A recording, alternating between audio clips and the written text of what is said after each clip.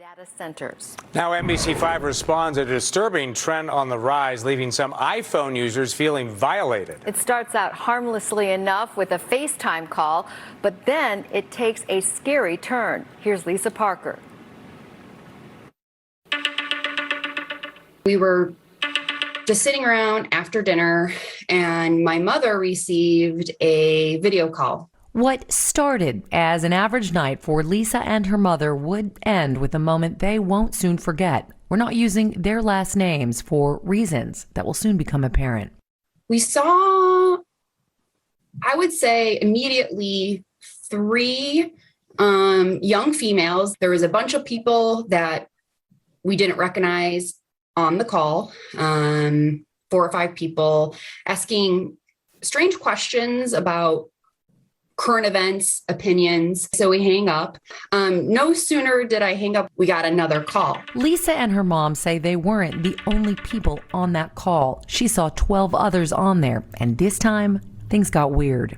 And so I said, "Hey, I think you have the wrong number.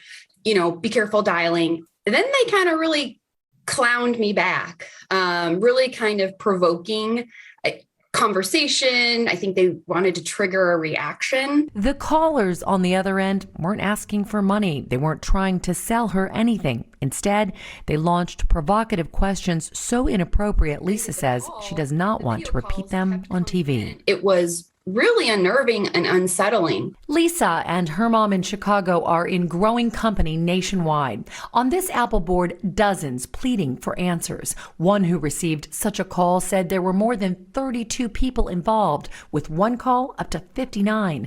Another said, "Kept happening to my 13-year-old. We had to change her number. Please, someone help me." Some suggesting this started as a TikTok prank or challenge. If true, as some videos we found seem to suggest, it is no laughing matter to those on the receiving end. Usually with some of these scams, you can see what the end goal is, right? What did these people want, really?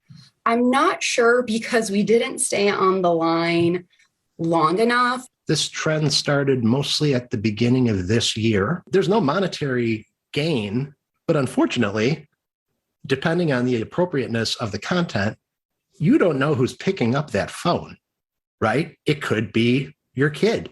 And I could see where that would be truly terrible. Apple did not respond to our questions about the troubling FaceTime calls or what users can do to shield them. Many who experienced this resorted to disabling FaceTime altogether. Is there another way to shut down the spam? These prank calls almost always come through via the telephone number. So under this FaceTime setting, if I unchecked "you could be reached by FaceTime at," and then I tap my telephone number, and I would no longer be reachable. This option allows you to place FaceTime calls and people in your contacts to call you using your Apple ID, not your phone number. Meantime, Lisa is keeping this feature disabled. This really just crossed the line for me. It really felt like they had this unwelcomed portal into my home. Lisa Parker, NBC5 responds. Wow, appreciate the warning. Our thanks to Lisa. Developing tonight, a state